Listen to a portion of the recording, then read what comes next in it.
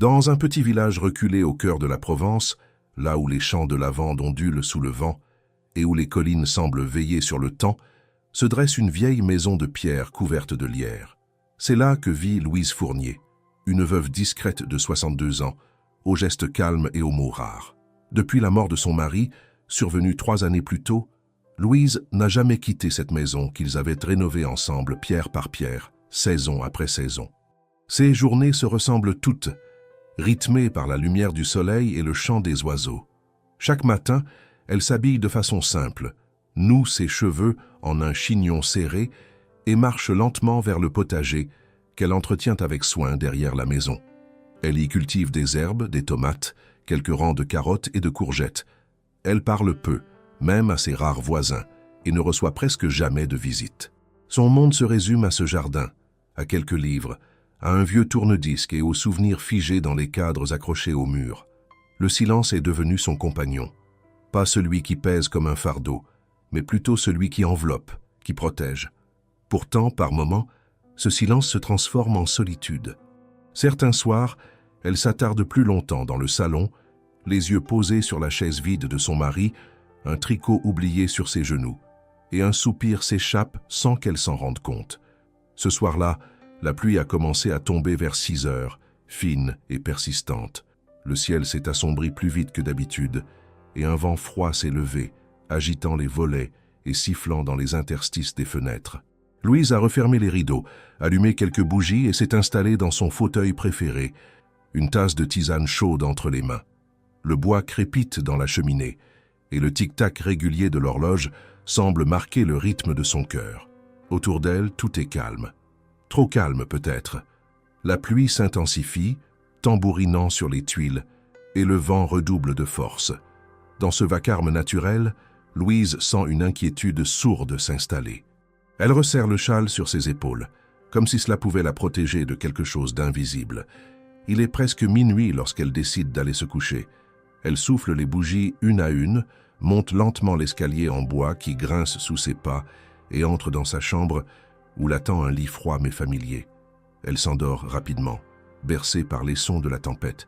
Mais au fond d'elle, une tension imperceptible semble s'être glissée dans son sommeil, comme un avertissement muet, une présence invisible. La nuit est longue, et la maison, malgré ses murs épais, semble moins sûre qu'avant. Dans la pénombre, une silhouette passe brièvement devant la fenêtre du rez-de-chaussée, trop rapide pour être identifiée, trop silencieuse pour être entendue. Dehors, le vent emporte les feuilles mortes et la pluie nettoie les traces de pas sur le sol boueux. Louise dort, ignorante encore de l'étrange visite que la nuit lui réserve. Car cette maison, longtemps protégée du tumulte du monde, s'apprête à être le théâtre d'un bouleversement inattendu. Le sommeil de Louise était profond, mais pas paisible. Elle rêvait sans image claire, seulement une sensation d'oppression diffuse, comme si quelque chose de pesant rôdait autour de la maison. Le bruit de la pluie frappant les vitres ne l'avait pas réveillée, pas plus que les rafales de vent. Mais soudain, à travers les sons familiers de la tempête, un cri retentit, aigu, bref, presque étouffé, déchirant le silence de la nuit comme une lame fend un tissu. Louise se redressa dans son lit, le cœur battant, les draps encore chauds collés à sa peau. Elle resta immobile un instant, tendant l'oreille. Rien, seulement la pluie, le vent et le tic-tac lointain de l'horloge en bas. Elle s'allongea de nouveau, pensant à un rêve, peut-être une illusion née du bruit ambiant. Elle ferma les yeux, mais le sommeil ne revint pas. 10 minutes plus tard, un autre cri, plus proche cette fois, plus désespéré. Cette fois, elle se leva, enfilant une robe de chambre épaisse et des chaussons. Elle descendit prudemment l'escalier, évitant les marches qui grincent, puis s'approcha de la porte d'entrée, l'oreille collée contre le bois. Les battements de son cœur couvraient presque les sons extérieurs. Elle attendit, puis entendit un troisième cri, cette fois juste de l'autre côté de la porte. Une voix masculine, éraillée, chargée d'angoisse. « S'il vous plaît, il y a quelqu'un? Je vous en supplie. » Elle hésita. Dans tout le village, les autres maisons étaient éloignées. Si cette voix n'était pas une hallucination, alors cet homme n'avait nulle part d'autre où aller. Elle décrocha lentement le verrou, tira les loquets et ouvrit la porte de quelques centimètres. Le vent s'engouffra dans l'entrée glacée, emportant avec lui une odeur de terre mouillée et de bois trempé. Devant elle se tenait un homme, visiblement en détresse. Ses vêtements étaient détrempés, collés à sa peau, déchirés par endroits. Ses cheveux noirs étaient plaqués contre son front et son visage portait des traces de boue. Mais ce qui frappa le plus Louise, ce furent ses yeux, larges, alertes, emplis de peur et de supplication. Il semblait perdu, presque hors d'haleine, les bras ballants, une petite sacoche usée sur l'épaule. « Je suis désolé, je ne voulais pas vous effrayer, » murmura-t-il d'une voix enrouée. « Je ne sais pas où aller. Je suis perdu. J'ai besoin d'un endroit où dormir, juste pour cette nuit. » Louise le fixa un instant sans répondre. Ses années de solitude l'avaient rendue prudente, presque méfiante. Elle savait que même dans un coin reculé comme le leur, les histoires de violence ou de vol existaient. Mais l'homme devant elle ne ressemblait pas à un criminel. Il paraissait surtout désespéré, comme s'il fuyait quelque chose de bien plus grand que lui. Elle s'écarta doucement, ouvrant la porte. « Entrez, mais essuyez-vous avant, s'il vous plaît. Vous allez tremper tout le sol. » L'homme hocha la tête avec reconnaissance, entra et referma la porte derrière lui. Louise lui tendit une grande serviette qu'elle avait attrapée près de la cheminée. Il s'y emmitoufla sans un mot. Elle l'observa quelques instants, attentive au moindre geste suspect. Mais il resta là, immobile, tremblant, regardant autour de lui comme s'il découvrait une oasis au milieu d'un désert. Il était grand, peut-être la quarantaine, les traits tirés, le visage fatigué, mais sans agressivité. Il avait cette allure qu'ont les hommes qui n'ont pas dormi depuis longtemps, qui fuient sans relâche. « Comment vous appelez-vous » demanda-t-elle enfin. « Julien » répondit-il après une brève hésitation. « Julien Martel. »« Et vous venez d'où, Julien Martel » Il détourna les yeux. « De loin, c'est compliqué. » Louise ne poussa pas plus loin. Elle se contenta de lui faire signe de la suivre vers la cuisine. Elle alluma une petite lampe à pétrole, fit chauffer de l'eau et prépara 2 bols de soupe. Julien resta debout au début, comme s'il n'osait pas s'asseoir, puis, sur son invitation, prit place à la table.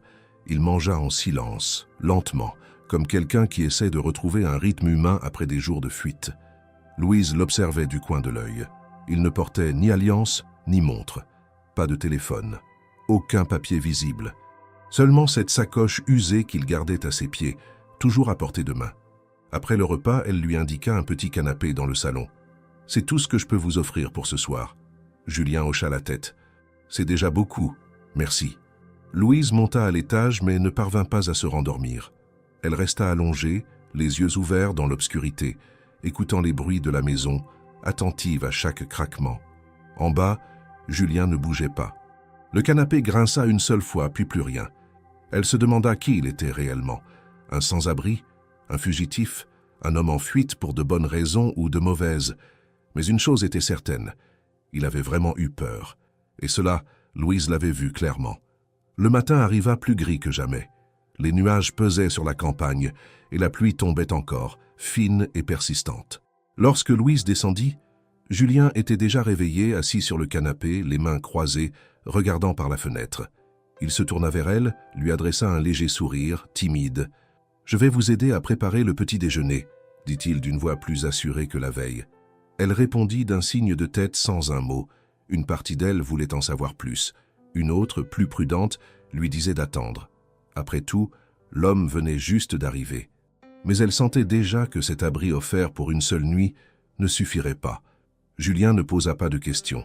Il s'était levé tôt, avait rangé soigneusement le canapé et laissé la pièce telle qu'il l'avait trouvée, à l'exception de la couverture repliée avec une précision presque militaire sur l'accoudoir. Louise l'avait observé discrètement depuis l'embrasure de la porte de la cuisine, intriguée par ses gestes calmes et méthodiques.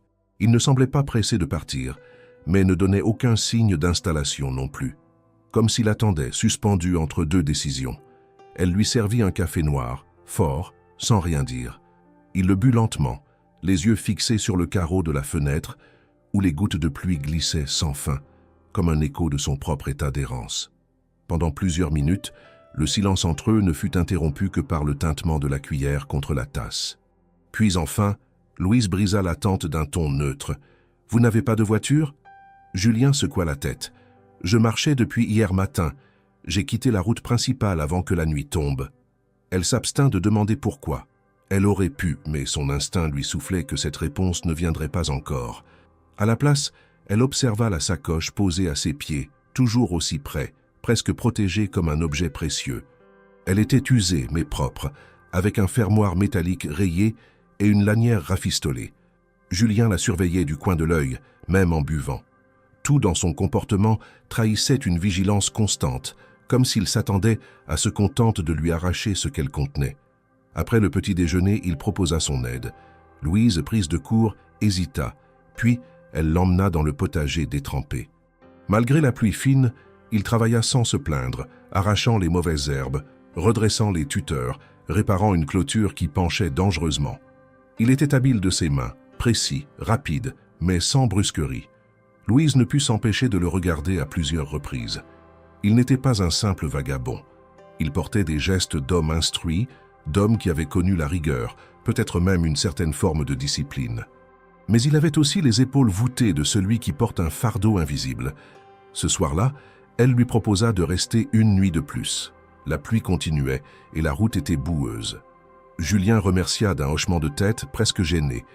Il s'installa de nouveau sur le canapé, après avoir soigneusement rangé ses affaires. Louise monta se coucher, mais son sommeil fut léger. Aux premières heures du jour, un bruit la réveilla. Elle descendit pieds nus, lentement. Julien n'était pas sur le canapé. La lumière de la cuisine était allumée.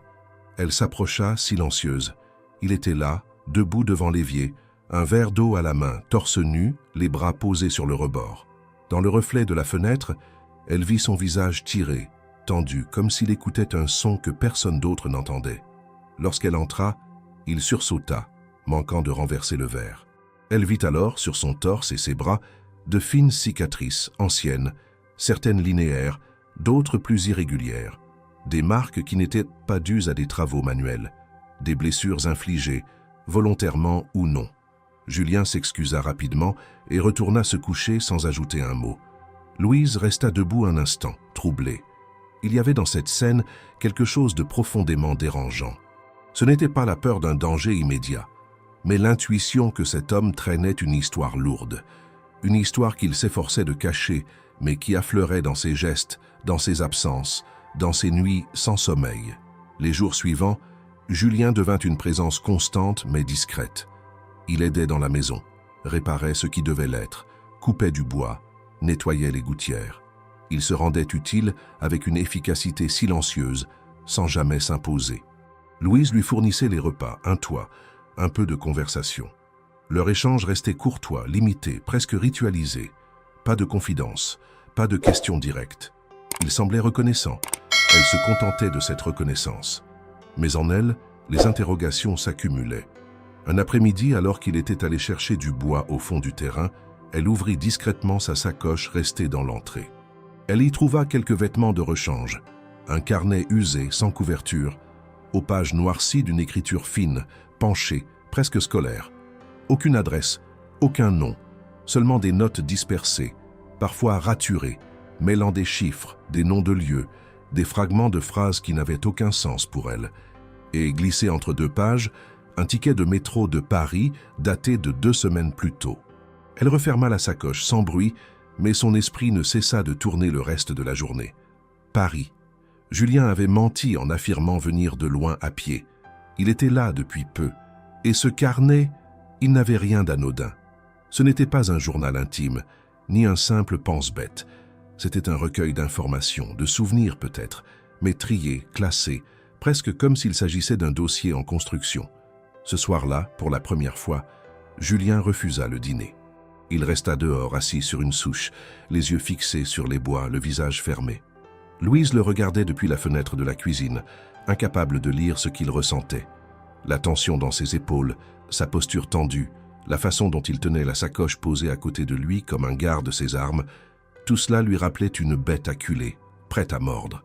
Elle sentit un frisson la parcourir, non de peur, mais d'un pressentiment. Quelque chose approchait. Pas un danger vague, mais une vérité. Julien n'était pas un simple homme en fuite. Il était au centre d'un secret. Et ce secret, désormais, avait franchi le seuil de sa maison. Le 4e matin de la présence de Julien commença plus froid que les précédents.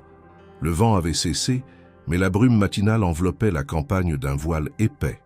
Louise s'était levée tôt comme à son habitude, mais elle trouva Julien déjà dehors. agenouillé dans la terre humide du potager, les mains noircies, retournant les sillons avec une concentration rigide. Il ne l'avait pas entendu arriver. Ce n'est qu'en se redressant qu'il leva brusquement les yeux, comme surpris, presque inquiet, avant de se détendre légèrement en la reconnaissant. Ce regard ne dura qu'une fraction de seconde, mais il suffit à Louise pour comprendre que Julien n'avait jamais cessé d'être sur le qui-vive. Il n'était pas simplement logé temporairement chez elle. Il vivait sur une frontière invisible, là où chaque bruit est une alerte et chaque visage une menace potentielle. Elle lui proposa un café. Il refusa poliment, prétextant vouloir terminer son travail dehors avant la pluie qui menaçait de revenir. Louise le laissa faire. En entrant dans la maison, elle sentit de nouveau cette tension sous-jacente qui s'était installée depuis son arrivée. Elle ne pouvait plus ignorer les signes. Julien vérifiait les fenêtres chaque soir. Pas une fois, mais plusieurs. Il s'assurait que chaque verrou était bien engagé, que les rideaux étaient tirés. Il contournait la maison lentement avant de rentrer, s'arrêtant parfois longuement devant la forêt. Une nuit, elle l'avait surpris en train de pousser un meuble contre la porte d'entrée après avoir éteint toutes les lumières. Lorsqu'elle lui avait demandé pourquoi, il s'était contenté de répondre d'un ton sec, « par précaution ». Cette précaution pourtant virait à l'obsession. À plusieurs reprises, Louise avait retrouvé ses livres déplacés, ses tiroirs ouverts, comme si Julien cherchait quelque chose ou voulait s'assurer que rien ne s'y cachait. Et chaque nuit, invariablement, elle l'entendait gémir dans son sommeil, parfois même parler. Les mots étaient confus, mais toujours empreints de peur. « Non, pas ici. Je n'ai rien dit. » Une fois, il s'était réveillé en sursaut, hurlant, et avait mis plusieurs minutes à se calmer assis sur le canapé, le dos collé contre le mur, le regard perdu dans le vide. Louise, bien qu'inquiète, ne pouvait se résoudre à le mettre dehors. Elle voyait dans ses gestes quelque chose de brisé, un homme en ruine mais encore debout par une volonté obstinée. Il réparait une gouttière, puis passait l'après-midi à replier les draps avec un soin maniaque. Il essayait, sans le dire, de rendre ce qu'il avait reçu. Mais aucun de ses gestes n'effaçait cette peur permanente qui s'accrochait à lui comme une seconde peau. Un soir, alors que la lumière déclinait, Louise le surprit à nouveau, agenouillé derrière la maison, les yeux fixés sur une empreinte dans la boue. Elle s'approcha lentement, sans un mot. Julien ne bougea pas. Il désigna simplement la trace du doigt. C'était une empreinte de chaussure, bien plus large que celle de Louise, plus récente aussi que les pas de Julien. Elle n'avait pas été faite par lui. « Quelqu'un est passé ici », murmura-t-il. Louise sentit son sang se glacer. Elle n'avait vu ni entendu personne. Julien ne prononça rien de plus. Il se leva, balaya rapidement la zone du regard et rentra précipitamment, fermant la porte à double tour. Ce soir-là, il installa un système rudimentaire d'alerte, une série de casseroles suspendues à une ficelle reliée à la porte arrière. Louise ne dit rien. Elle se contenta de l'observer pendant qu'il travaillait, les mains précises, les gestes rapides. Il avait fait cela auparavant, c'était évident. Ce n'était pas de l'improvisation. C'était une routine, celle de quelqu'un qui avait l'habitude de se protéger contre une intrusion. Dans les jours qui suivirent, Julien devint encore plus silencieux. Il parlait à peine, mangeait moins, passait des heures dans la remise ou dans les bois derrière la maison, revenant parfois avec de la boue jusqu'aux genoux. Il dissimulait mal ses intentions, mais Louise ne le questionnait plus. Elle attendait que lui-même se sente prêt à parler. Ce moment arriva plus tôt qu'elle ne l'avait imaginé. C'était un soir où le ciel était dégagé pour la première fois depuis plusieurs jours. Julien s'était installé sur le banc en bois près du cerisier. Louise l'avait rejoint, une tasse de tisane à la main. Ils restèrent ainsi en silence pendant de longues minutes.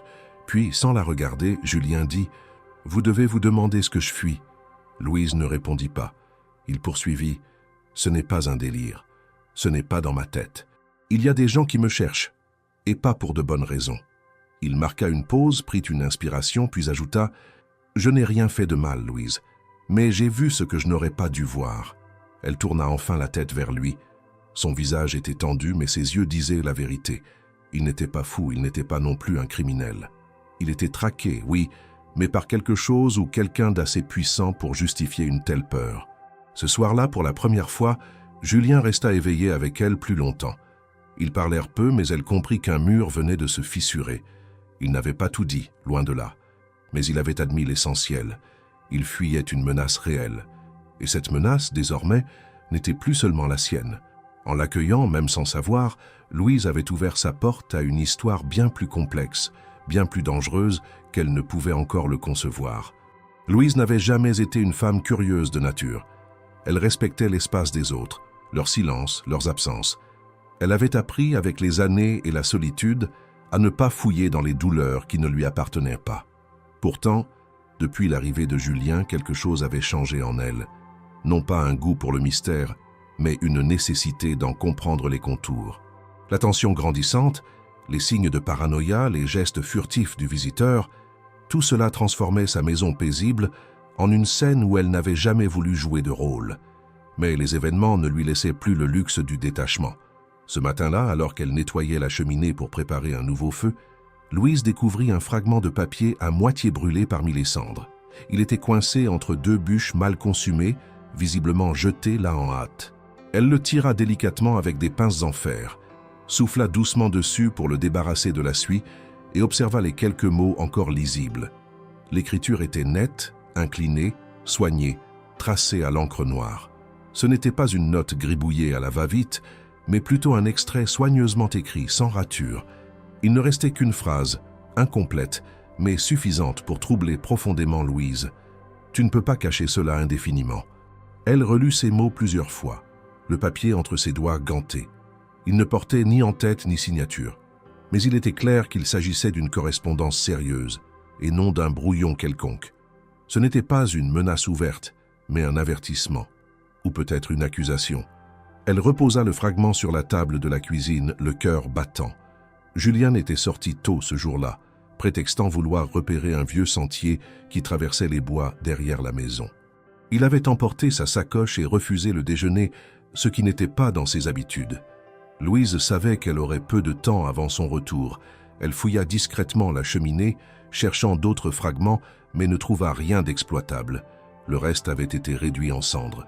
Ce bout de papier avait échappé à la destruction presque par accident, et il avait fini entre ses mains. Elle se demanda pourquoi Julien avait voulu s'en débarrasser de cette manière. Pourquoi ne pas l'avoir simplement déchiré et jeté à la poubelle? Pourquoi choisir le feu, si ce n'était parce qu'il s'agissait de quelque chose de compromettant? Elle rangea le fragment dans un tiroir, entre deux nappes, et attendit son retour, les idées s'emmêlant dans son esprit. Julien revint peu avant la tombée de la nuit, le visage fatigué, les bottes couvertes de boue. Il déposa sa sacoche dans l'entrée comme à son habitude et s'assit sans un mot. Louise le servit en silence. Ils mangèrent lentement, dans une ambiance pesante. Elle l'observait discrètement, cherchant à capter une faille, un aveu, un geste. Mais il était fermé, opaque. Ce n'est qu'après le repas, alors qu'il s'était assis près du feu, qu'elle décida de parler. Elle posa doucement une tasse de tisane sur la table basse, puis s'assit en face de lui. « J'ai trouvé quelque chose dans la cheminée. » Il tourna lentement la tête vers elle, sans répondre. Elle poursuivit. « Un morceau de lettre. Je suppose que c'est à vous. » Julien fixa les flammes un long moment, puis murmura. Ce n'était pas une lettre. Louise attendit. Il semblait lutter intérieurement, comme s'il hésitait à franchir une limite. Finalement, il ajouta « C'était une note. Quelqu'un me l'a laissée dans un livre que j'avais oublié dans une gare. » Elle sentit un frisson lui parcourir le dos. « Vous avez été suivi ?» J'ai été retrouvé. Sa voix était basse, presque résignée. Je croyais avoir brouillé les pistes, mais cette note, elle voulait dire qu'ils savent que je ne suis pas allé bien loin. Qui? Julien leva les yeux vers elle. Pour la première fois depuis son arrivée, il la regarda sans filtre, sans défense. Il y avait dans ses yeux une fatigue immense, mais aussi une lucidité tranchante. Des gens que vous ne verrez jamais dans les journaux. Des gens qui ont le pouvoir de faire disparaître des dossiers, des témoins, des fonctionnaires. J'ai travaillé dans un ministère. J'ai vu des choses. J'ai découvert des chiffres qui ne correspondaient pas, des budgets qui disparaissaient. J'ai voulu comprendre, puis j'ai voulu parler. Il s'interrompit, comme si les mots eux-mêmes l'épuisaient. Louise ne dit rien. Elle savait qu'intervenir casserait le flux de ses révélations. Quand j'ai décidé de dénoncer, tout s'est retourné contre moi. On a commencé par me muter. Puis, on m'a convoqué à des réunions sans ordre du jour. On m'a dit d'arrêter, de ne pas faire de vagues. Ensuite, j'ai trouvé mon appartement cambriolé, sans rien de volé. Mais mes dossiers avaient disparu. Je suis parti. Et depuis, Je ne fais que fuir. Louise sentit une nausée lui monter. Elle n'était pas préparée à entendre cela. Elle pensait à un problème personnel, peut-être une fuite liée à un crime ordinaire, à une dette, à une vengeance privée. Mais ce que Julien décrivait dépassait largement ce qu'elle pouvait concevoir. Il n'était pas seulement en fuite. Il était au cœur d'un engrenage administratif, politique, dangereux. « Pourquoi venir ici ?» demanda-t-elle enfin. « Je n'avais plus de contact, plus personne à qui faire confiance. J'ai marché jusqu'à ce que je ne vois plus de lampadaires, plus de panneaux, plus de regards. Et puis j'ai crié cette nuit-là, non pas pour appeler à l'aide, mais pour savoir si le silence allait me répondre. C'est vous qui avez répondu. » Louise ne sut quoi dire. Elle repensa à son mari, mort 3 ans plus tôt. Lui aussi avait travaillé pour l'État. Comptable dans une administration secondaire, il avait souvent ramené des documents chez eux, mais elle n'y avait jamais prêté attention. Aujourd'hui, pour la première fois, elle sentit que peut-être, sans le savoir, elle avait toujours été plus proche de ce monde trouble qu'elle ne l'imaginait. Julien, en s'invitant dans sa vie par un cri nocturne, avait ouvert une porte qu'elle n'aurait jamais franchie seule. Et cette note, cette phrase incomplète parmi les cendres, n'était peut-être que le début d'un incendie plus vaste. La fin d'après-midi s'étira dans une lumière grise, comme un rideau lentement tiré sur la chaleur du jour. Louise s'était habituée à la présence de Julien, silencieuse, presque mécanique. Elle continuait ses tâches quotidiennes, s'efforçant de conserver l'équilibre fragile entre son monde calme et l'irruption de cet étranger en détresse. Pourtant, ce jour-là, quelque chose d'autre pénétra dans cet équilibre. Une voiture noire, au profil bas, qui se gara à l'entrée du village. Elle resta immobile pendant plusieurs heures, considérée par nul conducteur apparent. Discernable à travers le rideau de pluie légère, elle semblait attendre, comme posée, témoin d'un dessein plus vaste. Louise l'aperçut d'abord par la fenêtre de la cuisine, tandis qu'elle vidait les eaux de cuisson dans l'évier. Le moteur était coupé, le pare-brise légèrement embué. Aucun feu. Juste la silhouette sombre, silencieuse, à quelques mètres de la maison d'un village où tout était d'ordinaire tranquille. Elle dit à Julien ce qu'elle avait vu. Il ne la regarda pas tout de suite. Il répondit d'une voix basse « Je vois. » Rien de plus. Le silence qui suivit était épais, chargé de toutes les peurs qu'il n'avait pas encore exprimées. Vers dîner, la voiture était toujours là. Julien refusa la soupe qu'on lui servait, prétexta qu'il avait mal au ventre et s'éloigna sous la pluie jusqu'au hangar où il stockait ses outils. Louise l'observa, le cœur battant plus fort que d'habitude. Elle réalisa que le danger ne se contentait plus de le traquer. Il était maintenant au seuil de la maison. La nuit vint, froide. Le vent de l'automne poussait la pluie contre les volets et la maison semblait moins isolée qu'elle ne paraissait. Vers 9 heures, alors que la lune se montrait à peine, Louise entendit des pas dans la cour. Le son régulier, souple, mesuré. Elle se redressa dans son fauteuil, l'oreille collée au bois de l'accoudoir. Julien était déjà debout. Sa silhouette se dessina dans la lumière du vestibule. Il se tenait immobile, les épaules raides, ses yeux scrutant l'obscurité. Il fit signe à Louise de venir. Elle se leva, le jupon froissé, descendit silencieusement l'escalier. Il ouvrit la porte arrière et la referma doucement derrière eux. Ils se retrouvèrent tous deux dans l'entrée, tandis que le pas s'approchait. « Ils sont là », murmura Julien. « Ne fais rien. » Il prit la main de Louise, froide, et l'entraîna vers la cave. Louise hésita un instant. L'ancienne cave d'hiver était en sous-sol, sans fenêtre, avec un escalier de pierre raide. Elle descendit, le cœur serré. Julien alluma une lampe torche. « Reste ici, dit-il. Je vais vérifier. » Elle hocha la tête, mais resta immobile. On pouvait entendre les gouttes d'eau s'écraser sur la pierre, l'humidité de la pièce emplissait l'air. Elle serrait la vieille couverture qu'elle avait posée sur un vieux banc. Les pas, maintenant, résonnaient à l'extérieur. 2, 3 secousses contre la porte. Elle entendit un claquement net. Le verrou avait été tourné. Julien revint à la lumière de la torche, le visage blême. « Ils sont montés, » murmura-t-il. « On doit partir d'ici. Tout de suite. » Le temps sembla s'arrêter. Louise sentit un mélange d'effroi et de détermination. Elle ne pouvait plus prétendre que tout cela ne la concernait pas. Elle avait ouvert sa porte, elle avait accordé sa confiance et maintenant l'orage frappait à sa façade. Julien attrapa la sacoche, la glissa sous son bras et remonta l'escalier en silence, guidant Louise. À l'entrée, ils virent la voiture noire quitter lentement la place. Le moteur démarra sourd et le véhicule fila dans l'obscurité sans un feu arrière, laissant derrière lui une traînée de peur. Ils ne prirent rien d'autre que le strict nécessaire.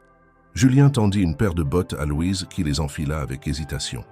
Ils parcoururent le couloir, descendirent sur la terrasse arrière, glissante sous la pluie. Un dernier regard vers la maison de pierre, la tranquillité de la vie d'avant, puis ils s'éloignèrent dans le jardin, sous la pluie fine, sans un mot. Ils regagnèrent la forêt en quelques minutes. Le sol rendait leurs pas silencieux. Le sentier qu'ils empruntèrent était mouillé. Des feuilles mortes collaient aux bottes. Louise sentit ses forces faiblir, mais Julien la soutenait, l'entraînant sans quitter le regard de la route. Ils franchirent une barrière de bois, puis un passage étroit entre deux haies, et atteignirent un pont de pierre qui enjambait un ruisseau. Une fois de l'autre côté, Julien ralentit. Nous sommes presque sortis de la propriété. Mais ce soulagement fut court. Ils entendirent un appel à peine audible, un moteur qui tournait.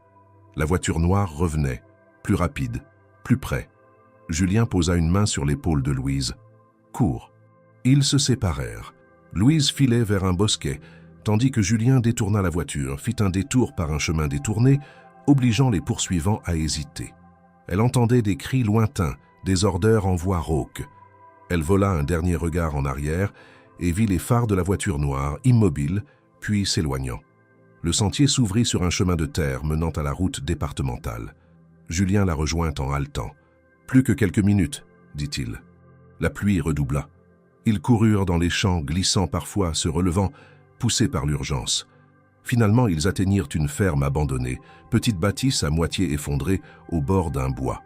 Julien poussa la porte branlante, fit entrer Louise, puis verrouilla derrière lui. À l'intérieur, il ramassa un vieux drap, l'installa pour elle sur le sol, lui fit boire un peu d'eau. Louise tremblait de froid. Il la couvrit d'un manteau qu'il portait autour de ses épaules, murmura « Repose-toi un peu ». Elle obéit, épuisée. Elle comprit alors que sa vie venait de changer.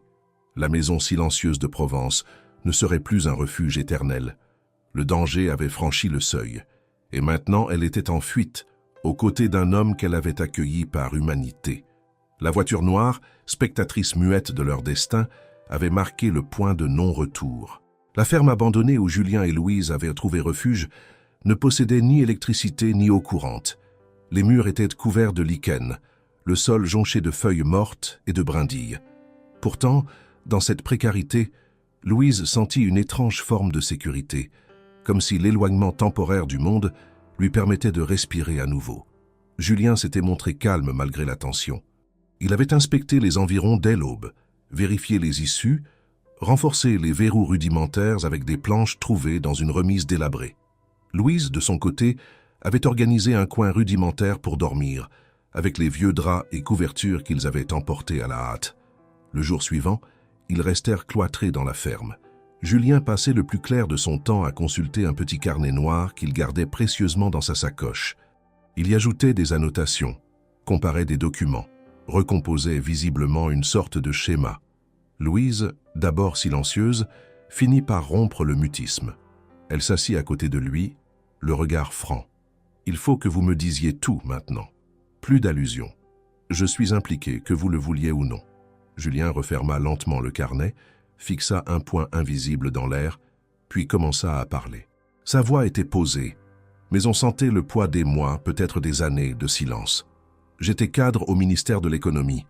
Rien de spectaculaire. Je coordonnais des audits internes, vérifiais les flux entre différents départements. C'est un travail de chiffres, de colonnes, de détails. Un jour, un collègue m'a transmis une série d'anomalies sur des transferts internationaux, des transactions supposément justifiées par des accords européens. Mais rien ne correspondait. Les comptes étaient à maquiller, les signatures falsifiées, des millions d'euros disparaissaient, justifiés par des projets qui n'existaient pas. Louise écoutait sans l'interrompre. Il poursuivit un peu plus vite. J'ai commencé à remonter les circuits. Et plus je fouillais, plus je découvrais des connexions entre le ministère et certaines entreprises privées qui recevaient ces fonds. Des entreprises écrans, parfois à l'étranger, parfois basées dans des zones industrielles vides. J'ai tenté de parler à mes supérieurs. La réponse a été immédiate. On m'a muté sans explication dans un autre service, sans accès au dossier. Il sortit un document froissé de la sacoche. Louise y jeta un œil. C'était une photocopie d'un courrier interne, un ordre de mutation signé à la main sans en-tête officielle. Julien reprit « J'ai compris que j'étais tombé sur quelque chose de beaucoup plus grand. Il ne s'agissait pas d'un simple détournement. C'était un système. Et ce système avait des protecteurs. J'ai alors décidé de compiler les preuves, discrètement. J'ai tout sauvegardé sur une clé USB. J'ai contacté un journaliste d'investigation basé à Paris. Louise sentit une crispation l'envahir. Elle connaissait ce genre d'histoire. Des personnes trop curieuses, trop courageuses, finissaient souvent isolées, discréditées ou réduites au silence. Julien continua, sa voix à peine plus qu'un murmure.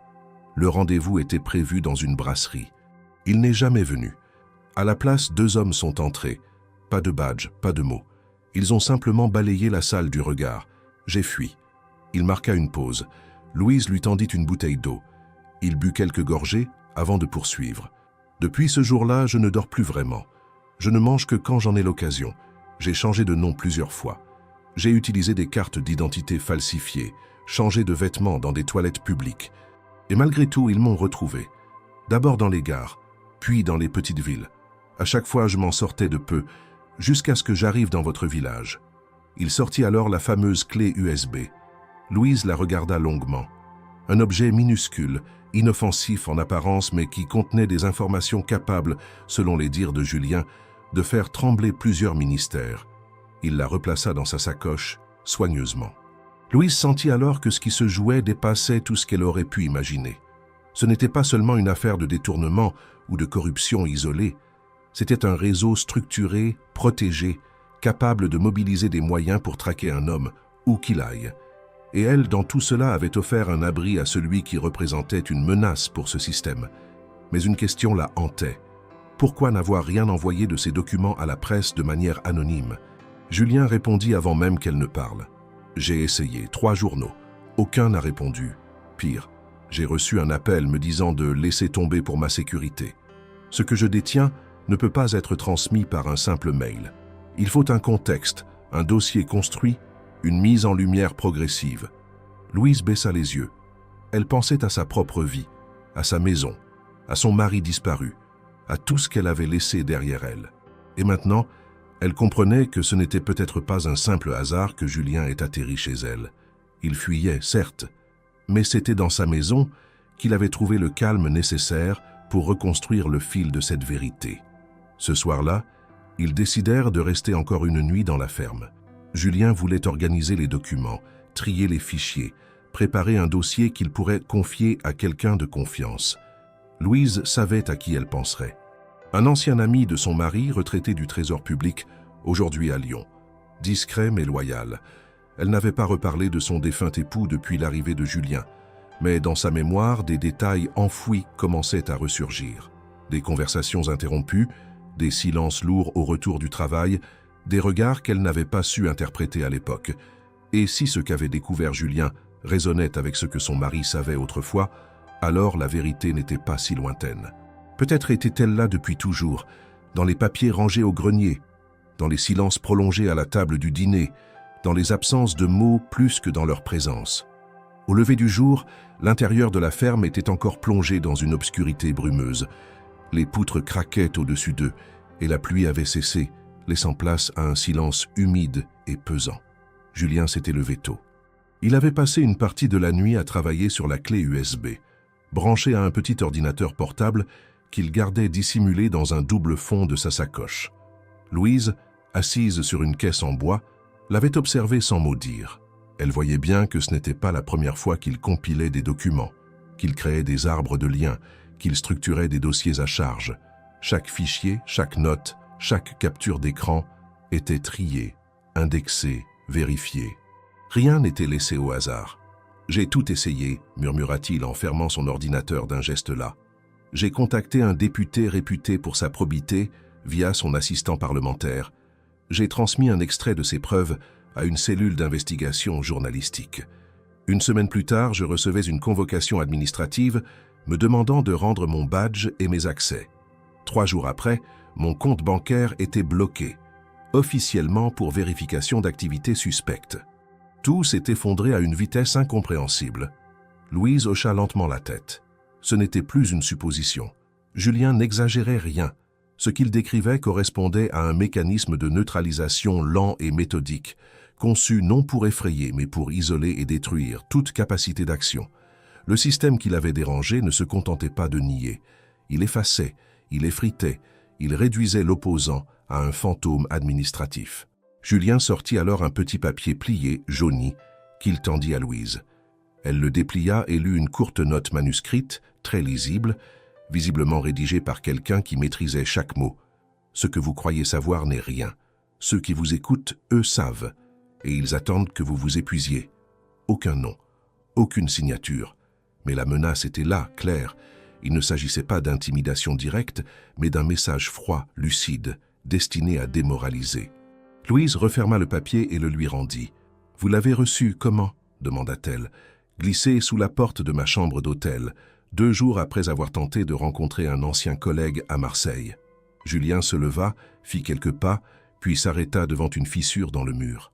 Il posa la main sur la pierre froide. « Je ne veux pas les affronter. Je veux que la vérité sorte. C'est tout. Et pour cela, il faut quelqu'un qui n'a rien à perdre. » Louise comprit qu'il parlait d'elle, même s'il ne l'avait pas formulé directement. Son regard était clair, droit, mais aussi marqué par une certaine lassitude. Elle n'était pas journaliste, ni activiste. Elle était une veuve isolée dans une maison de campagne, oubliée de tous, sans réseau, sans influence. Et pourtant, c'est précisément cela qui faisait d'elle une candidate idéale. Personne ne la surveillait. Personne ne la soupçonnait. Personne n'imaginerait qu'elle puisse un jour porter une vérité étouffée au cœur de la République. Elle se leva à son tour, inspira lentement, puis déclara « J'ai gardé certaines affaires de mon mari, des documents, des relevés, des notes qu'il ne voulait pas jeter. Je ne les ai jamais ouverts. Il disait qu'ils n'étaient pas importants, mais il travaillait au ministère des Finances. Et à présent, je me demande s'il n'avait pas découvert quelque chose lui aussi. » Julien la regarda sans mot dire, mais elle vit dans ses yeux une étincelle d'espoir mêlée à une forme de résignation. Il savait que ce qu'ils allaient en faire dépassait les simples recherches.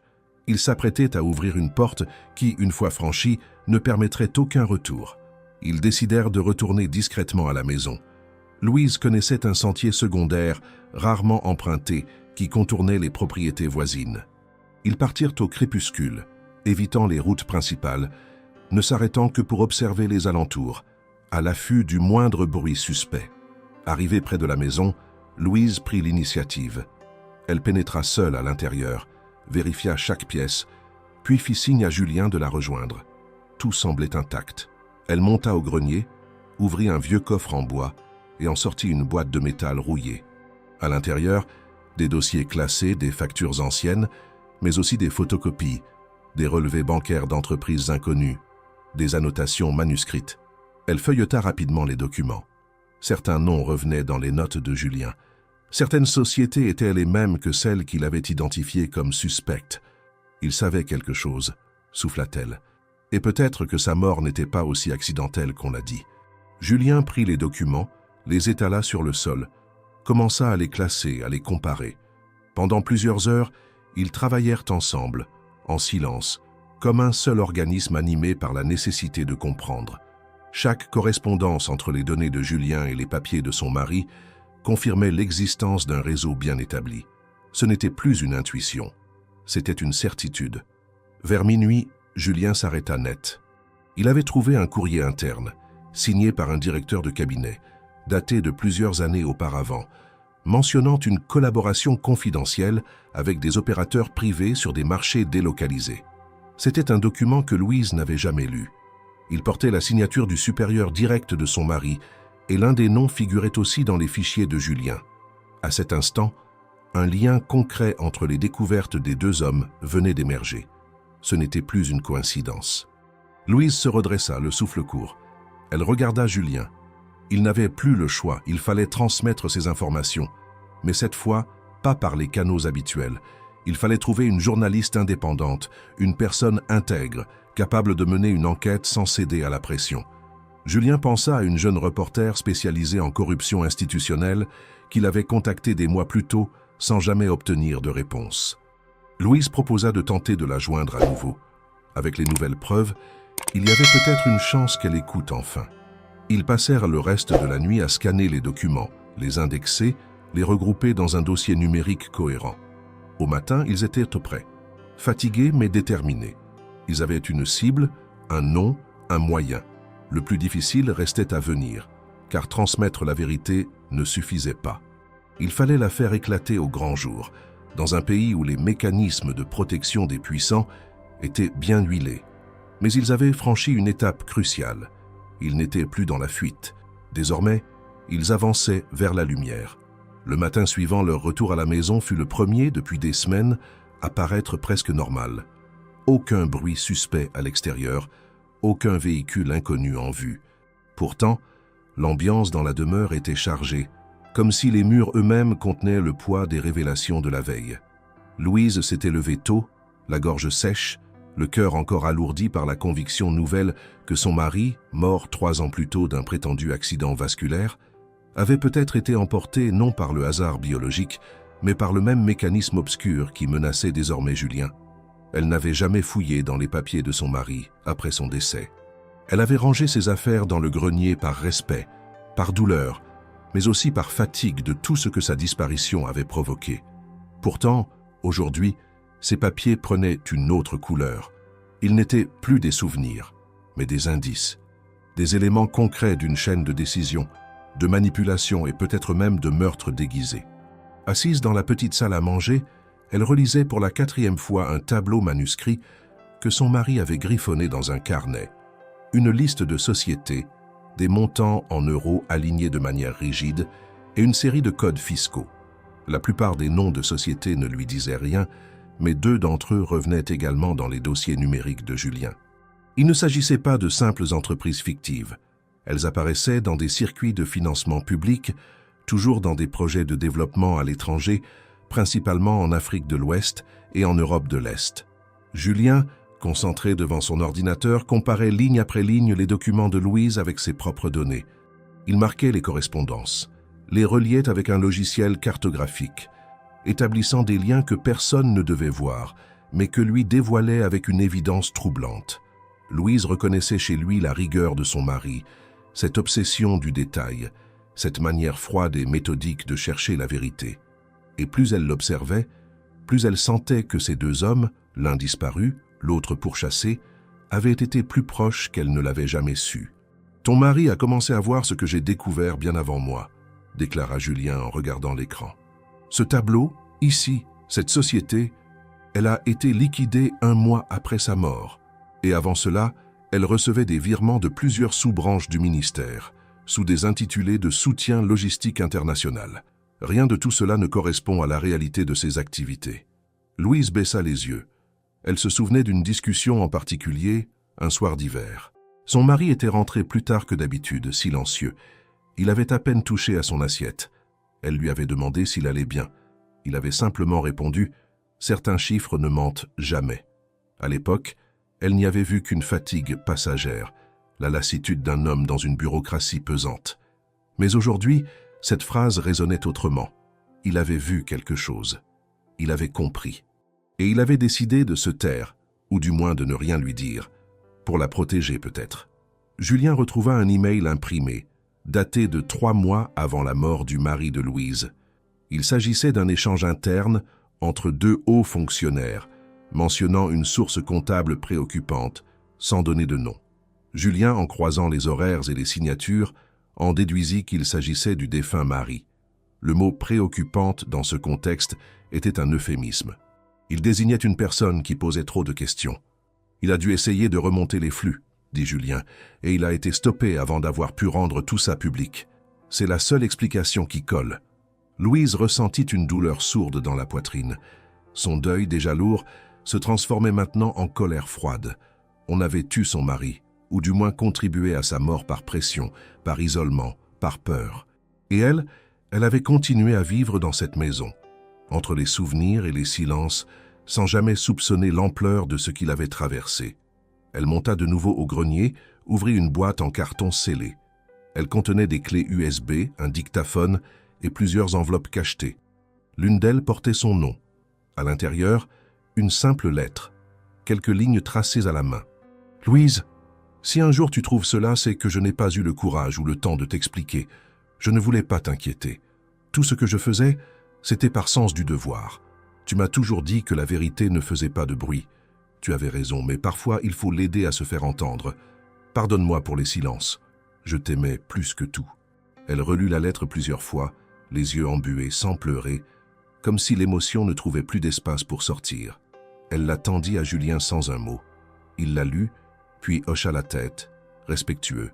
Il savait désormais ce qu'il devait faire. Le passé de Louise ne faisait plus qu'un avec le présent de Julien, et cette convergence donnait à leur démarche une force nouvelle. Ce n'était plus seulement une dénonciation, c'était une continuité. Un travail inachevé que le hasard, ou peut-être simplement le désespoir d'un homme traqué, avait ramené jusqu'à la porte de la seule personne capable de le poursuivre. Ils organisèrent les enregistrements du dictaphone qui contenait plusieurs discussions entre le mari de Louise et un collègue, probablement enregistrées à son insu. On y entendait des allusions directes à des détournements de fonds, à des pressions exercées sur les comptables de certains bureaux, à des voyages officiels financés par des circuits illégaux. Ces preuves sonores, combinées aux documents numériques de Julien et aux relevés manuscrits de l'époux défunt, formaient un ensemble cohérent, solide, impossible à balayer d'un revers de main. Le dossier prit forme. Louise s'étonnait elle-même de sa précision, de sa froideur nouvelle face aux événements. Elle n'était plus cette femme discrète, absorbée par sa routine. Elle devenait actrice d'un démantèlement silencieux. Julien la regardait différemment, avec un respect mêlé d'une gratitude qu'il n'exprimait pas. Le lien entre eux s'était transformé. Plus que des alliés, ils étaient devenus les porteurs d'un legs commun. La nuit tombée, ils éteignirent toutes les lumières. Le plan était simple, contacter la journaliste indépendante dès le lendemain matin, en utilisant un ancien contact que Julien avait retrouvé. Mais Louise savait que d'ici là, tout pouvait encore basculer, car plus ils s'approchèrent de la lumière, plus l'ombre réagissait. Le lendemain, le ciel était bas, les nuages pesant comme une cloche sur le village. Louise s'était levée la première, comme toujours, et avait pris soin de ne rien modifier dans sa routine apparente. La maison sentait encore la cire et le bois humide, et tout semblait figé dans une fausse normalité. Pourtant, au fond de son ventre, une tension sourde montait. Elle sentait que le temps leur échappait, que le silence des derniers jours n'était pas un apaisement, mais une attente. Julien n'avait presque pas dormi. Il avait passé la nuit à relire chaque fichier, chaque document. Les preuves étaient désormais prêtes, compactées sur plusieurs supports, 2 clés USB, une version cryptée envoyée à une boîte mail anonyme et une copie papier dissimulée dans un double fond d'un vieux tiroir de la cuisine. Ils avaient pris toutes les précautions possibles. Mais la peur n'obéissait pas à la logique. Vers 11 heures du matin, alors qu'ils prenaient un café en silence, une voiture inconnue passa lentement devant la maison. Une berline foncée, vitre teintée, sans plaque avant. Louise la vit la première. Julien, sans même regarder, murmura « Ils sont là ». Il se leva calmement, prit sa sacoche et se dirigea vers la buanderie. C'était là que se trouvait l'accès au vieux vide sanitaire de la maison, une trappe camouflée par un tapis et un meuble à linge. Louise le suivit. En quelques secondes, ils déplacèrent les objets, soulevèrent le panneau de bois et révélèrent un étroit passage descendant sous le plancher. C'était humide, sombre mais suffisamment spacieux pour qu'un homme puisse s'y cacher, accroupi dans le silence. Julien entra, referma doucement la trappe au-dessus de lui. Louise replaça les objets, le tapis, puis se redressa, essuya ses mains moites sur son tablier et inspira profondément. Elle retourna dans la cuisine, ajusta ses lunettes et reprit son activité là où elle l'avait laissée. Elle épluchait des pommes pour une tarte. Moins d'1 minute plus tard, on frappa à la porte. 3 coups nets, autoritaires. Elle se dirigea sans précipitation vers l'entrée, ouvrit doucement. 2 hommes se tenaient là, l'un en costume sombre, l'autre en veste de terrain. Aucun insigne visible, aucune présentation. « Bonjour madame, nous cherchons un homme, la quarantaine, brun, grand, vêtu sobrement. Il aurait été vu dans cette région. Nous procédons à une vérification de routine.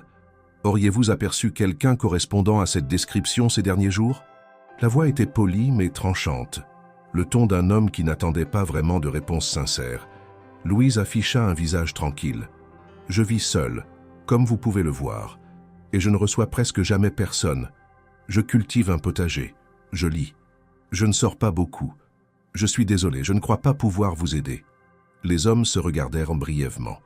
Le plus jeune scruta l'intérieur de la maison, cherchant sans doute un détail suspect. Le plus âgé reprit « Pourriez-vous nous permettre de jeter un œil à l'intérieur ? Simple vérification. Cela ne prendra que quelques minutes. » Louise resta un instant immobile. Puis, avec une lenteur calculée, elle s'écarta. « Entrez !» Les deux hommes pénétrèrent dans le couloir. Leurs regards parcouraient chaque recoin, mais sans précipitation. Ils avaient visiblement l'habitude. L'un d'eux se dirigea vers la cuisine, ouvrit une armoire, feuilleta machinalement un livre posé sur la table. L'autre demanda « Puis-je voir les pièces du fond ?» Louise acquiesça, guidant l'homme jusqu'au salon puis à l'escalier menant à l'étage. Ils ouvrirent toutes les portes. Pas un mot de plus, pas une accusation, pas une fouille brutale. Tout dans leurs gestes était calculé, propre, clinique. Pendant ce temps, le silence sous la trappe pesait comme une chape de plomb. Julien retenait son souffle, comptant chaque pas, chaque craquement. Louise, en bas, avait repris ses gestes lents, posés. Lorsqu'ils revinrent dans le couloir, elle ajouta, comme par désinvolture, « Je peux vous offrir un café, si vous voulez. » Le plus âgé sourit légèrement, un sourire sans chaleur. « Ce ne sera pas nécessaire. Merci pour votre coopération, madame. » Ils sortirent, reprirent place dans leur voiture et disparurent comme ils étaient venus. Une minute passa, puis une autre. Louise retourna dans la buanderie, écarta le tapis, ouvrit la trappe. Julien en sortit, le visage pâle, couvert de poussière. Il ne dit rien, elle non plus. Le danger n'était pas passé, mais ils avaient tenu, pour l'instant. Julien s'assit sur une chaise, les coudes sur les genoux, les mains dans les cheveux. Louise restait debout, droite, les bras croisés. Ils savent, mais ils n'ont rien. Julien hocha la tête, murmurant « Ce n'était pas une visite, c'était un message. Ils veulent nous faire comprendre qu'ils peuvent entrer, qu'ils peuvent regarder, qu'ils peuvent venir autant de fois qu'ils le souhaitent. Ils veulent nous faire peur. » Louise croisa son regard. Il n'y avait plus d'hésitation en elle, plus de doute, plus de repli. Alors il faut partir ce soir. Ils passèrent l'après-midi à préparer le départ. Pas de valise, pas d'affaires encombrantes. Juste les documents, les preuves, quelques vêtements, de l'argent liquide. Un vieux téléphone prépayé que Julien avait gardé en réserve. Louise contacta discrètement un vieil ami de son mari à Toulouse, un retraité respecté qui avait quitté l'administration avec amertume. Il accepta immédiatement de les accueillir pour une nuit. Le plan était simple. Rejoindre Toulouse en voiture, changer de véhicule grâce au contact, puis continuer vers Lyon où Julien avait retrouvé la trace de la journaliste. Ils partirent dès la tombée de la nuit, moteur coupé à 100 mètres de la maison, phares éteints. Louise jeta un dernier regard à sa maison. La lumière de la cuisine était encore allumée, le silence y resterait. Mais elle savait que rien n'y serait plus comme avant. Le passé de son mari avait rejoint son présent, et désormais, elle transportait sa mémoire non plus dans le chagrin mais dans la mission. Julien, assis à ses côtés, gardait les yeux rivés sur la route. La traque n'était plus une rumeur. Elle était là. Mais cette fois, ils n'allaient plus se cacher. Ils allaient affronter. Ensemble. Le trajet vers Toulouse se déroula sous une pluie fine, presque imperceptible, mais suffisante pour rendre la route glissante et ralentir la progression. Louise conduisait avec une concentration implacable, les mains serrées sur le volant, les yeux scrutant l'obscurité, comme si elle pouvait y lire les intentions cachées de leurs poursuivants. Julien, assis à ses côtés, gardait le silence. Il tenait la sacoche contre lui, l'ordinateur éteint, les clés USB dissimulées dans la doublure de sa veste. Chaque minute passée les éloignait de leur maison, mais augmentait aussi le risque de tomber dans un piège. Ils n'avaient aucun moyen de savoir s'ils étaient suivis, mais la prudence dictait de se comporter comme si c'était le cas.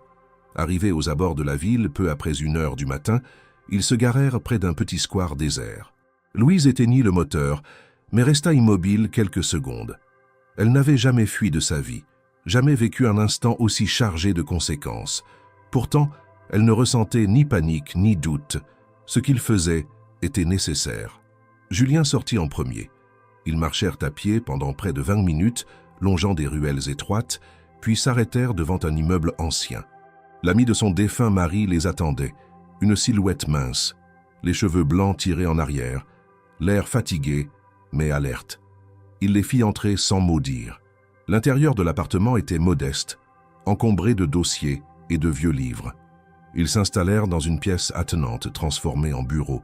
L'homme, prénommé Henri, écouta leur récit avec une attention silencieuse, posant seulement quelques questions précises, toujours techniques. Il comprenait le langage administratif, les circuits financiers, les subtilités des mutations internes. À mesure que Julien déroulait les faits, Henri hochait lentement la tête. Il reconnut plusieurs noms, notamment ceux liés aux directions régionales de contrôle budgétaire. Des noms qui avaient quitté les radars depuis quelques années, mais dont les pratiques étaient reconnues de ceux qui avaient vécu assez longtemps dans les rouages de l'État. « Je peux vous fournir une voiture demain matin, discrètement, » dit Henri. « Une connaissance dans le domaine médical. Elle part pour Lyon en train. Sa voiture ne bougera pas pendant 3 jours. Vous partirez avec ses papiers si vous acceptez ce genre de subterfuge. » Julien accepta sans hésiter. Louise approuva d'un signe de tête. Il n'y avait plus de place pour les scrupules. Ils passèrent la nuit sur des matelas de fortune. Julien dormait par intermittence. Louise, elle, ne ferma pas l'œil. Au petit matin, Henri les accompagna jusqu'à une petite zone pavillonnaire. La voiture les attendait, sobre, banale, parfaite. Ils prirent la route pour Lyon, évitant les axes principaux, changeant plusieurs fois de direction. La tension ne diminuait pas. Ce n'est qu'en atteignant les premiers contreforts de la ville que Julien sortit son téléphone prépayé et composa le numéro qu'il avait conservé en mémoire. Il tomba sur une messagerie. Il laissa un message bref, codé, demandant un point de rendez-vous. Une demi-heure plus tard, un SMS arriva. L'adresse d'un petit café du quartier de la Guillotière, discret, à l'écart. Ils s'y rendirent aussitôt. La journaliste les attendait. Jeune, concentrée, elle portait un blouson sombre, des écouteurs pendus autour du cou. Elle ne demanda aucune preuve immédiate, mais les écouta sans les interrompre. Julien lui remit une copie du dossier. Elle promit de le lire en totalité avant la fin de la journée. Ils convinrent de se retrouver le soir même, dans un lieu sécurisé. Mais c'est là que tout bascula. Sur le chemin du retour vers leur hébergement temporaire, une chambre louée par Henri via une application sous un faux nom, ils furent interceptés par 2 policiers en civil. Ils prétendirent faire une vérification de routine. Julien tenta de garder son calme, mais l'un des hommes reconnut immédiatement son visage. En un instant, tout dégénéra. Julien tenta de fuir, Louise cria. Une lutte éclata. Julien fut projeté contre un mur, un coup de matraque dans l'épaule. Louise tenta de s'interposer. Elle reçut un coup sur l'avant-bras. Des passants commencèrent à crier. Les policiers, sans montrer leurs insignes, se replièrent rapidement, réalisant que la scène devenait publique. Ils disparurent dans une voiture banalisée. Julien était blessé, mais conscient. Louise, choquée, le soutenait tant bien que mal.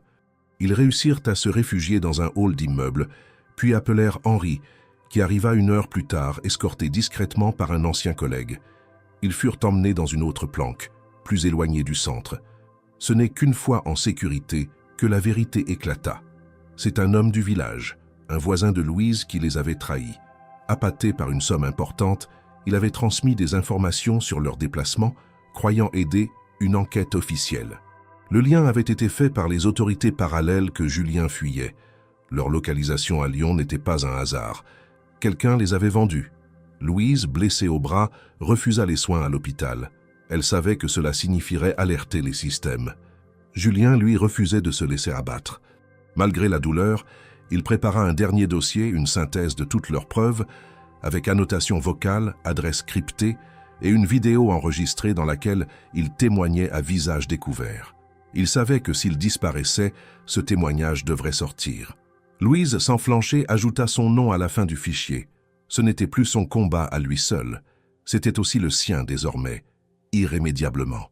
Le jour de la publication de l'article tant attendu arriva tôt, dans une atmosphère lourde de tension et d'attente. Après des semaines de préparation, de planques, de nuits blanches et de dangers, tout allait basculer. Louise Fournier et Julien Martel se trouvaient dans un appartement discret en périphérie de Lyon, aux côtés de la journaliste d'investigation Anne Leclerc.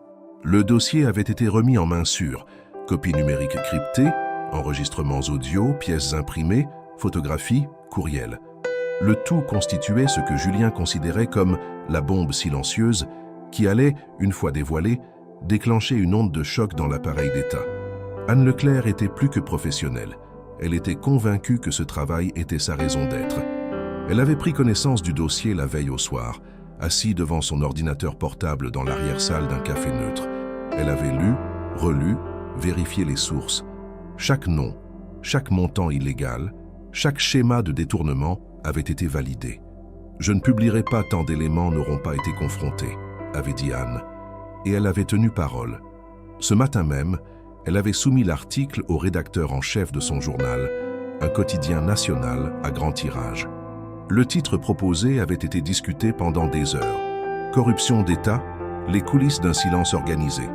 Il résumait l'ampleur de l'affaire. Un réseau de détournement de fonds publics, des modalités de blanchiment international, des complicités dans des ministères, des témoins réduits au silence des vies broyées. Lorsque l'article fut mis en ligne, à midi pile, Louise et Julien observèrent l'écran dans le silence. Un froid glacial passa dans la pièce, comme le calme avant la tempête. Sur les réseaux sociaux, sur les portails d'information, des lignes de commentaires s'affichaient. En quelques heures, l'affaire fit la une. Les noms cités, les sociétés éclaboussées, les montants de plusieurs dizaines de millions d'euros révélés. Le système qu'ils avaient combattu pendant si longtemps se retrouvait au grand jour, exposé. Les adversaires ne s'attendaient pas à une telle coordination. Un homme traqué, une veuve discrète, une journaliste déterminée. Le cercle se brisa. Dans les heures qui suivirent, des commissions d'enquête furent ouvertes. Des interrogations parlementaires furent annoncées. Des patrons d'entreprises écrans disparurent des radars. Certains hauts fonctionnaires furent suspendus. Le pays entier retenait son souffle. Louise sentait son corps vibrer d'une énergie étrange. Un mélange de soulagement, de peur, de fierté. Elle avait été simple spectatrice d'une vie tranquille avant tout cela. Maintenant, elle se trouvait propulsée dans une réalité qu'elle n'avait ni prévue ni recherchée. Mais elle avait tenu bon. Julien, quant à lui, observait les retombées avec un calme désabusé. Il avait espéré cet instant depuis des mois, mais à présent qu'il était là, il réalisait que le plus dur commençait. Suivre le mouvement, assurer la protection, éviter l'effondrement. Il savait que publier les preuves n'était qu'une étape. Le système avait été dévoilé, mais il n'était pas encore démonté. Il fallait veiller à ce qu'aucune pièce du dossier ne soit discréditée, à ce que les témoins ne soient pas réduits au silence. Il se tourna vers Louise et dit « Maintenant, nous devons surveiller ce que cette nappe de carreaux dévoile. Il y a encore des mouvements invisibles. » Louise acquiesça avec une détermination nouvelle. Elle se rappelait les nuits où elle écoutait le vent, les ombres qui glissaient autour de sa maison de Provence, la peur sourde qui s'infiltrait dans les planches de son grenier. Cette peur était devenue énergie. Elle se souvenait de son mari, de ses silences, de ses documents rangés. Elle se souvenait de l'homme qu'elle avait accueilli sans rien savoir. Et maintenant, elle se trouvait au cœur d'une vérité diffusée. Mais elle savait que tout ne s'arrêterait pas ici. La bataille se poursuivrait dans les couloirs invisibles du pouvoir, dans les archives archivées, dans les bureaux feutrés. Les semaines suivantes furent un tourbillon.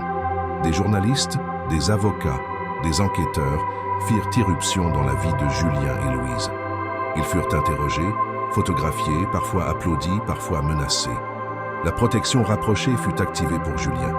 Louise, elle, retourna pour un bref passage à la maison de Provence. Elle y laissa une carte avec son adresse temporaire à Lyon pour ne pas recevoir d'invitation indésirable.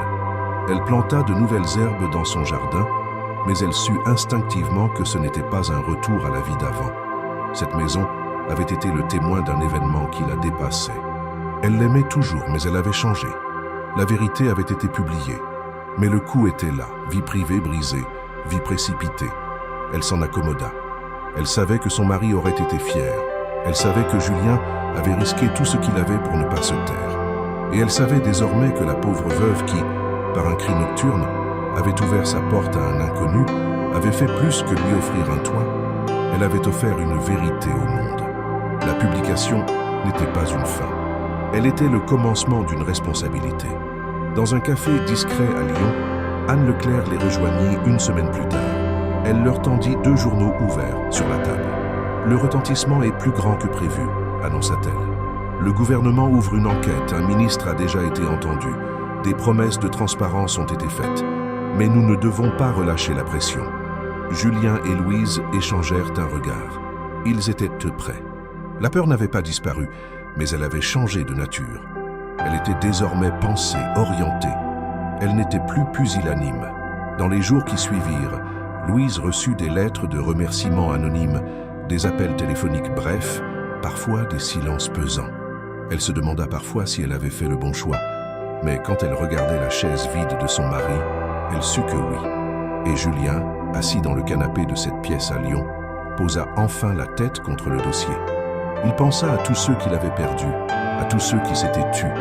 Il pensa que la vérité peut se cacher longtemps, mais qu'elle finit toujours par exiger un passage. Le cri dans la nuit, le refuge offert, la fuite, tout cela n'avait eu qu'un but, la vérité.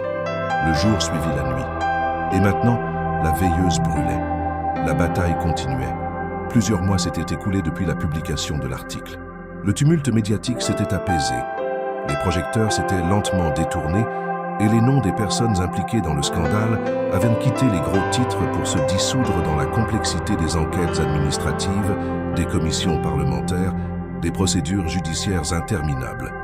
Mais pour Louise Fournier, rien n'était vraiment redevenu comme avant. Elle avait regagné sa maison en Provence, celle-là même qu'elle avait quittée précipitamment dans la nuit, sous la menace d'un système prêt à tout pour étouffer la vérité. La demeure n'avait pas changé. Les murs de pierre tenaient toujours. Les volets verts avaient résisté à l'hiver. La haie avait poussé un peu plus haut. Pourtant, chaque pièce semblait différente. L'air lui-même avait une autre densité.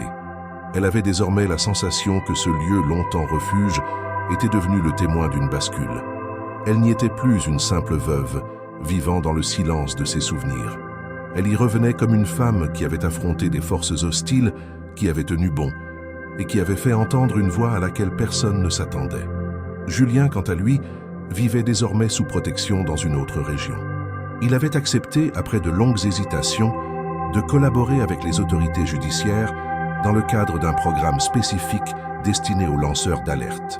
Loin de disparaître, il avait choisi de se rendre disponible pour témoigner, de manière officielle et répétée, devant les enquêteurs, les magistrats, les commissions chargées de faire la lumière sur les circuits de corruption révélés. La journaliste Anne Leclerc, restée en contact étroit avec lui, poursuivait sa série d'articles en publiant chaque mois un nouveau volet de l'enquête. L'affaire n'était pas close, mais elle avait franchi le point de non-retour.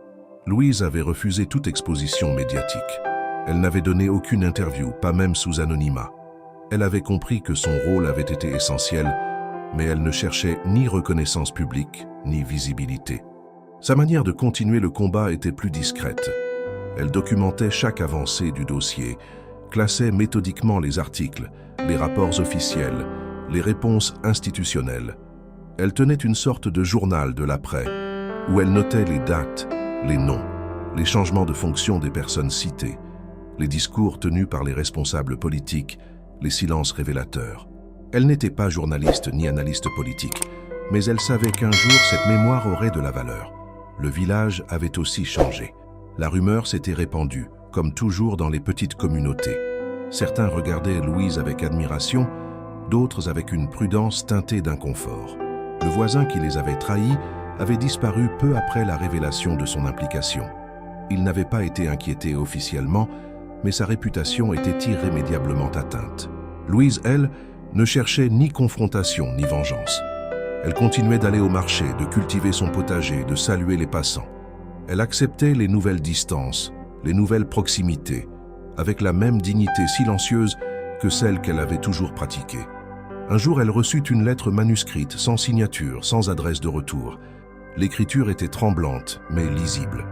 Le message était simple. « Merci d'avoir ouvert la porte.